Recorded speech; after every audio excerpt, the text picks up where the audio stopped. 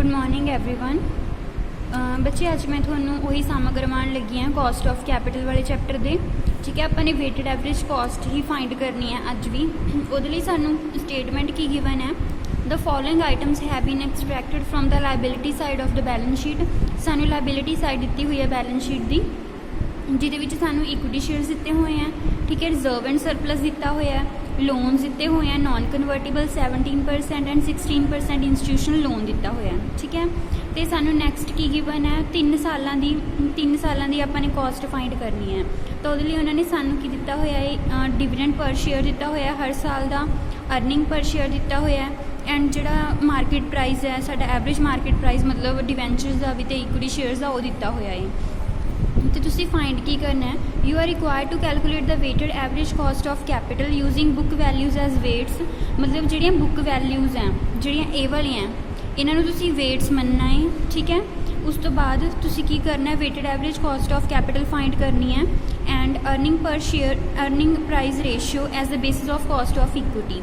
Cost of equity find करने लई तुसी अर्निंग डिवाइडेड बाय प्राइस करना है। जिहड़ियां साडियां अर्निंग्स दित्तियां होणगियां सानूं उन्होंने तुसी प्राइस नाल डिवाइड करके की करना है, कॉस्ट ऑफ इक्विटी फाइंड करनी है। एंड थोनों टैक्स रेट कितना गिवन है, 50% गिवन है। ठीक है, सानू सोर्स ऑफ फाइनैंस किहड़े गिवन है, इक्विटी शेयर्स हैं, रिजर्व एंड सरप्लस हैं, जिहड़े इक्विटी शेयर्स दे विच ऐड हो जाएंगे, तो सानू डिवेंचर्स दिते हुए हैं एंड इंस्टीट्यूशन लोन दिते हुए हैं। ठीक है, सानू 3 सोर्स दिते हुए हैं इन्होंने। उस तो बाद साढ़े कोल बुक वैल्यूज़ की गिवन है ए वालियां 5,000 and 5 lakh and 7 lakh add करके 12 लाख हो गया टोटल। तो साढ़े डिवेंचर्स 2 लाख के हो गए एंड जो इंस्टीट्यूशन लोन है 6 लाख का हो गया। तो टोटल साढ़े 20 लाख की हो गई। ठीक है, सोर्स ऑफ फाइनैंस। उस तो बाद अपने की करना है, बेसिस ऑफ कॉस्ट फाइंड करनी है। बेसिस ऑफ कॉस्ट इन्होंने इक्विटी शेयर्स की कॉस्ट किद्दां फाइंड करने के है, आपने की करना है, अर्निंग नूं डिवाइड करना है प्राइस के नाल। साडी अर्निंग्स कितनियां दित्तियां हुई हैं, अर्निंग्स पर शेयर कितना दिता हुआ है 9 इक्विटी शेयर्स का।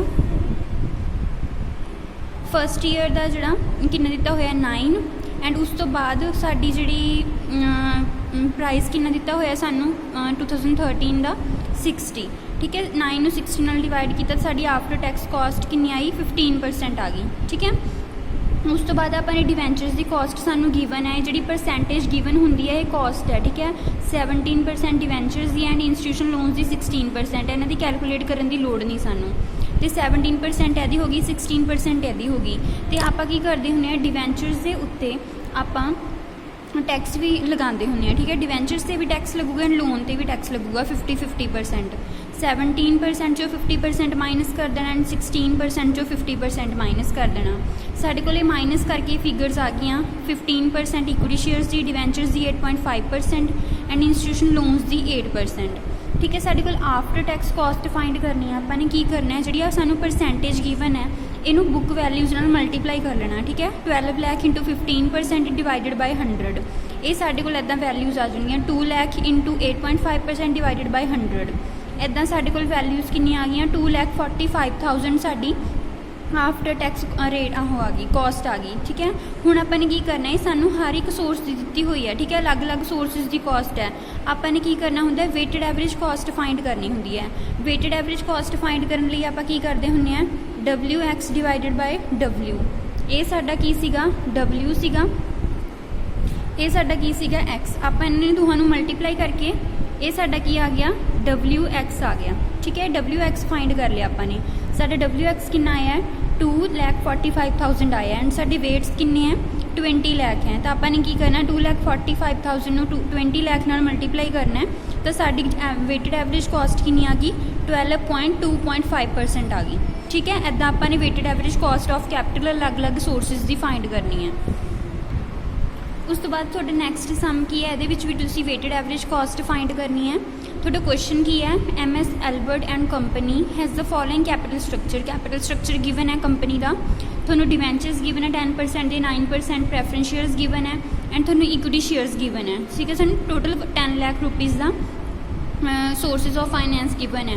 एंड नैक्सट स्टेटमेंट की कह रहे हैं, the equity share of the company are quoted at 102। मतलब इक्विटी शेयर्स का मार्केट प्राइस कितना है 102 है एंड कंपनी कितना डिविडेंड डिक्लेयर कर रही है, एक्सपैक्ट कर रही है 9 रुपीज़, ठीक है। तो कंपनी ने सोच रही है, company has registered A dividend growth rate, dividend ਦੇ ਵਿੱਚ ग्रोथ रेट कितना होया 5% होया है, ठीक है। तो आप ये सारिया सानू चीज़ां गिवन है, अपने इक्विटी शेयर्स की कॉस्ट फाइंड करनी है इन्हां सारियां, डिविडेंड यूज़ करके, ग्रोथ रेट यूज़ करके एंड मार्केट प्राइस यूज़ करके, ठीक है, मार्केट वैल्यू। सानू की फाइंड करने लिए कहा होया उन्होंने, assuming the rate tax rate applicable to the company at 50%, calculate the weighted average cost of capital, state your assumptions if any, ठीक है। आपने की करना है, सानू कॉस्ट ऑफ टैक्स रेट कितना गिवन है 50% गिवन है, असी वेटेड एवरेज कॉस्ट फाइंड करनी है, तुसी कोई भी अजम्पशनस लैनी है वो दसनी है, ठीक है, आंसर दे विच। ये फर्स्ट केस हो गया। तुसी सैकेंड की फाइंड करना है, दोबारा फिर वेटेड एवरेज कॉस्ट फाइंड करनी है, assuming in the above exercise that the company can raise additional term loan at 12% for 5 lakh to finance an expansion. Company ने की करिया, ये सारे तो रिसोर्सिज वो यूज़ कर ही रही है, नाल दी नाल कंपनी ने अपने एक्सपेंशन में फाइनैंस करने के लिए 5 लाख का होर लोन रेज कर लिया, ठीक है। तो मतलब 15 लाख का हो गया हम टोटल जो सोर्सिज ऑफ फाइनैंस हैं। Calculate the revise weighted cost of capital, हूँ आपने 5 लाख होर जो कंपनी लोन लैंदी है उस तो बाद कंपनी की वेटेड एवरेज कॉस्ट कितनी होगी और आपने दोबारा कैलकुलेट करनी है, रिवाइज कैलकुलेट करनी है। The company's assessment is that it will be in position to increase the dividend from 9 per share to 10 पर शेयर। अभी कंपनी की करिए एक्सपैक्ट कर रही है भी अपना डिविडेंड बढ़ा सकती है, 9 रुपीज़ तो की कर सकती है, इतने 9 रुपीज़ सीगा 10 रुपीज़ कर सकती है, ठीक है। But the business risk associated with new financing में ब्रिंग डाउन द मार्केट, पर बिजनेस रिस्क होने करके कंपनी का जो मार्केट प्राइस है शेयर का 102 तो कितना रह जाना है 96, मतलब मार्केट वैल्यू है जी डाउन हो जानी है कंपनी की 96 हो जानी है। हुण आपने की करना है, दोबारा फिर इक्विटी शेयर्स की कॉस्ट फाइंड करनी है, उस तो बाद आपने वेटेड एवरेज कॉस्ट फाइंड करनी है। चलो सॉल्व करते हैं सम, ठीक है। सानू देखो क्वेश्चन दे विच की गिवन है, सब तो पहला आपने cost of equity capital find करनी है। कॉस्ट ऑफ ये साडा फर्स्ट केस है, ठीक है, फर्स्ट केस की कॉस्ट ऑफ इक्विटी कैपिटल करनी है।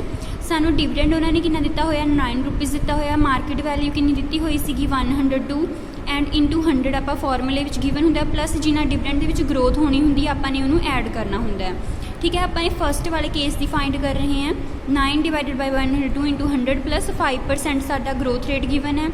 असी इनू परसेंटेज के कट के साडी कॉस्ट ऑफ इक्विटी कितनी आई है 13.82% आई है, ठीक है। हुण आपां फर्स्ट केस पहला सॉल्व कर लेने हैं। फर्स्ट केस के की है, सानू सोर्सिज ऑफ फंड्स किहड़े गिवन है 3 गिवन है, ठीक है, इक्विटी प्रैफरेंस एंड डिवेंचर्स। जो लोन होगा सैकेंड केस के आऊगा। ये असी इक्विटी शेयर्स सानू गिवन है किन्ने दे 5 लाख दे, 9% प्रैफरेंस शेयर्स गिवन है 2 लाख दे, 10% डिवेंचर्स किन्ने गिवन है 3 लाख दे, टोटल 10 लाख दे गिवन है, ठीक है। आपने की करना है वेट्स फाइंड कर लेने। वेट्स कितना फाइंड करने हैं 5 lakh into 100 divided by 10 lakh, ठीक है। उस बाद नैक्सट एदा वेट कितना फाइंड करना है 2 लाख, इतने 2 लाख है जूगा इंटू 100 डिवाइडेड बाय 10 लाख। उस तो बाद एदा वेट कितना फाइंड करना है 3 lakh into 100 divided by 10 lakh. इदा साढ़े टोटल वेट्स किन्ने आ गए 100% आएंगे, ठीक है। तो आपने वेट्स फाइंड कर ले, उस तो बाद आपने की करना है कॉस्ट फाइंड करनी होंगी है।